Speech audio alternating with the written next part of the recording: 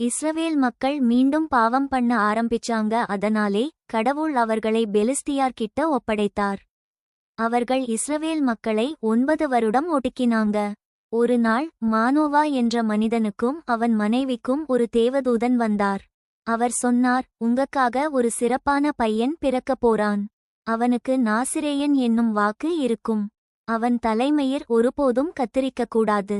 அந்த பையன் பெயர் சாம்சன். கடவுள் அவனுக்கு அசாதாரணமான பலம் கொடுத்தார். சம்சோன் வளர்ந்து பெரியவனானான். ஒரு நாள் அவன் சிங்கத்தோட மோதினான். ஆனா கடவுளின் ஆவியானவர் அவன்மேல் வந்ததால் அவன் அந்த சிங்கத்தை கைகளாலே கொன்றான். அவன் கடவுளின் சக்தியால் பலமுறை பெலிஸ்தியரை ஜெயித்தான்.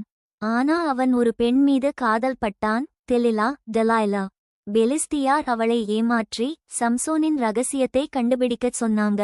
அவன் பலம் தலைமயிரிலிருந்து வருகிறது என்று சொன்னதும் அவள் அவனுடைய தலைமயிரை வெட்டினாள். கடவுளின் ஆவியானவர் அவன்மேல் இருந்து போனார். பெலிஸ்தியார் அவனை பிடித்து கண்ணை மூடி சிறையில் அடைத்தார்கள்.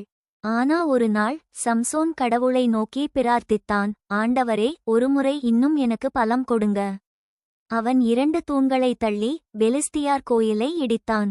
அந்த நாளில் கடவுள் அவரை வழியாக பெரிய ஜெயம் கொடுத்தார். மணிப்புரா, கடவுள் நம்மை பலமா படைத்திருக்கார். ஆனால் நம்ம பலத்தை நல்ல காரியத்துக்கு மட்டுமே பயன்படுத்தணும்.